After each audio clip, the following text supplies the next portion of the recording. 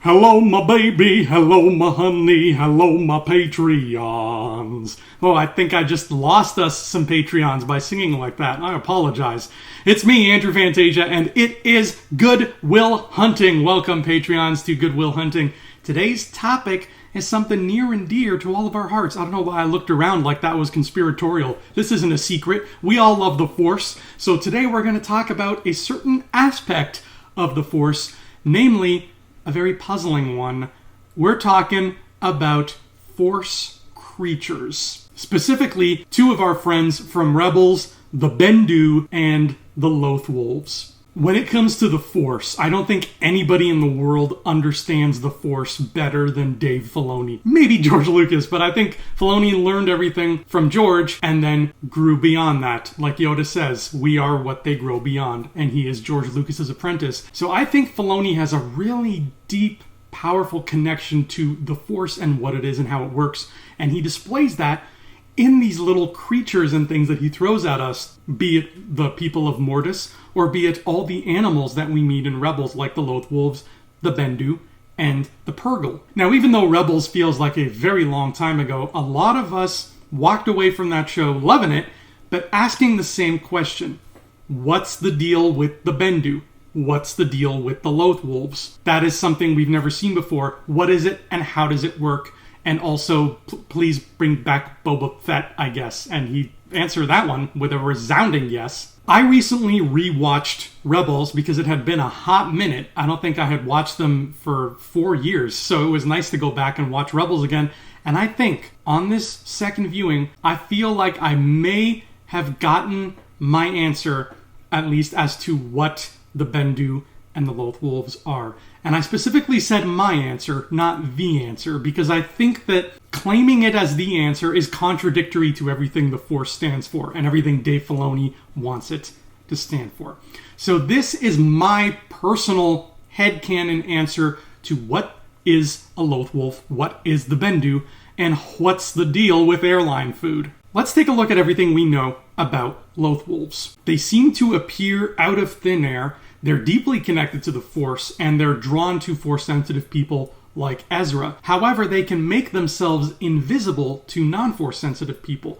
Ezra sees a Loth Wolf, and he says, Sabine, look at that Loth Wolf. And she says, I don't know what you're talking about, kid. You've been hitting the Jawa juice a little too hard. They're also able to act as spiritual guides. Follow a Loth Wolf, and it will lead you to safety, or it will lead you somewhere important. And last but not least, the Loth Wolves, at least drawings of Loth Wolves, are the ones that lead Ezra to the door beyond worlds. Well, that's a story for another Patreon. The World Between Worlds is its own thing, and that, frankly, is a totally different story. But as these spiritual guides, and as these monstrous-looking creatures who are able to assume tangibility and attack stormtroopers, the wolves seem to have a lot of power. They're like Dracula in the Bram Stoker's Dracula story. Just What can't they do? He can turn into fog, he can turn into a wolf, he can turn into a bat, he can suck blood, he can disguise his voice. Dracula's too powerful, man. On the other hand, we've got our friend the Bendu, or as Tom Baker says in his glorious voice, the Bendu! Kanan Jarrus. I'm not even going to try to keep doing the Bendu's voice because I am not that good. But what's the deal with the Bendu? Again, let's take a look at everything we see him do. He appears before Kanan and Ezra, and he helps them by leading them in the right direction. He seems to know what's going on. When they lose something and it falls into the cave where the spiders are, he tells them exactly which cave to go into to go get it. He also knows how to deal with the spiders so that you are not a threat and they are not a threat. And again, like the wolves themselves, he decides to get involved in the fight when the Imperials come and wreck things, because that's what Imperials do. They come and they wreck things. But he does it in a much more baffling way, doesn't he? And this is something that I think all of us Star Wars fans sat back away from our TV screen and said, whoa, he can do that? Is he turned into a literal storm and started lightning striking all these things and taking down walkers with wind and rain and hellfire. And then somehow he was still felled by just shooting him with a blaster. And as he sits there lying at Thrawn's feet, he makes a prophecy about Thrawn's defeat. Thrawn shoots him and he vanishes into the ether, just like a Jedi would, except we still hear him laughing and his laugh echoes across the desolate landscape. Throughout all of Star Wars, we have seen very clearly what powerful Jedi can do, and we've seen what powerful Sith can do. The Lothwolves and the Bendu are not Jedi or Sith. They are neutral, really. They are just the Force. But what does that mean? How can they do what they can do? And I think I have found my answer to that question. And who knows, if you guys like it, maybe you can make it your answer too. Just send me a monthly check of $39.95 and then we can share the answer together. Ka-ching! A lot of popular theories seem to suggest that they are just the Force personified, the Force made flesh, or something along those lines. And I can see why we'd walk down that road, but I wouldn't follow that road to its end because I feel like in that case, we would see this happen more often. And what I mean by that is, in situations of grave peril or whatever, when the Force is in danger of losing its balance, then the Force would just personify into something to try to help maintain the balance. And we don't see that. This is a very rare occurrence. As far as I can tell, the Bendu and the Lothwolves are the only example of this particular thing happening. Again, Mortis, that's another story. Put a pin in that. We're going to come back to that in a minute. Here it is. Here's what I think is going on. We've never seen creatures like these on any of the other worlds we have visited so far. It has only happened on Rebels, and it has only happened on Lothal, and oh God help me, I can't remember the planet that the Bendu's on. Adelon? That's the one. And with the Force being such an ancient thing that has existed for all time and space, you would think that these Force creatures would have appeared all throughout the cosmos for millennia and millennia. And I think they have, but it's still a rare occurrence. That's why I don't think they are the Force personified, because that would make it a very common occurrence to see something like this. No, I think that they are something much more specific. I believe that certain planets in the galaxy are so ancient and so deeply ingrained within the Force that the planets themselves are sentient creatures. And these sentient creatures operate within the Force, and they want to maintain balance. They don't care about Jedi and Sith and wars, they just want balance. So when Ezra is conversing with Lothwolves, he is conversing with Lothal. When Kanan is talking to the Bendu, he is talking to Adelon. And when the Ghost Crew is riding the wolves into battle, they are riding Lothal. That sounds wrong. But think about it for a second. It really does explain a lot. The Lothwolves would know exactly where the temple is, and they'd know exactly where the gate to the world between worlds is, because they are Lothal. They know every square inch of the planet because they are the planet. Conversely, the Bendu knows how to deal with the spiders, and it knows where in the spider hive that the Jedi need to go to find their lost item, because he is the planet. He knows the honeycomb of tunnels that runs all throughout Adelon because he is Adelon. And it was the Bendu's appearance itself that started to spark this idea in my head, because if you look at the Bendu, he looks like the rocks of Adelon. And he always appears that way. He always appears dormant, just as a rock formation, and then once somebody draws near, he decides to make himself known by slowly sitting up, and he's this giant oak of a beast that just stands there with rocks all over his body. The next big thing the Bendu does that really tips my brain in this direction is when Thrawn and his invading forces land on Adelon to drive the rebels out, the Bendu doesn't want to get involved at first, but then Jairus talks him into it, and he gets involved. How does he get involved, though? Does he just start charging into battle like the wolves and swatting things with his paws? No. He vaporizes into the atmosphere and turns into a giant storm, Mufasa style, in the clouds, striking lightning on everybody. That's something the planet would be able to do. He is controlling the atmosphere of Adelon, again, because he is Adelon. And when he's lying prone at the feet of the Imperials and Thrawn shoots him, Thrawn thinks he's just shooting a flesh and blood beast. But as we know, the Bendu disappears, and very rapidly we hear him laugh, and that laugh echoes through those desolate canyons and valleys where Thrawn is standing. Because those canyons and valleys, say it with me now, they are the Bendu, and the Bendu is them. That sounds like the name of like a really pretentious 60s just acid album.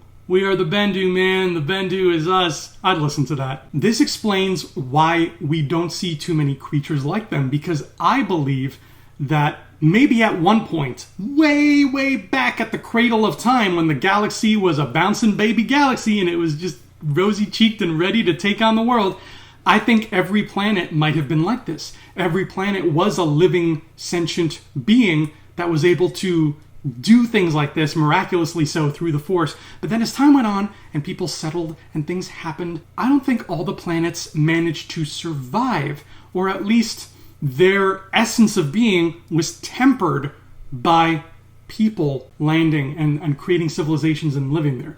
Coruscant, for example. We get a lot of stuff, especially in EU material, that hints that Coruscant was once a very ancient, lush, beautiful planet, and then people started building skyscrapers, and next thing you know, that's it. You can't see any green anymore. I don't remember what book it is, but there's supposed to be, in Legends, this old thing where it's like there's this one part of Coruscant where there's like a park and a little peak of a mountain of what used to be the original landscape of Coruscant, and that park is all that's left of natural Coruscant. So it became like a tourist attraction. You can go there and like touch the grass and be like, ooh, yeah, there's the planet's still there. It's the one part that's not covered in concrete. Planets like that, I think their force energy has just been tempered to the point where they can't do that anymore. They can't take form as a sexy Bendu or a sexy Lothwolf because it's just been sort of drained from them, especially having all these people on board whose energies may be affecting the force energies around the planet. But does this contradict anything that we've seen before, let's say, in the movies?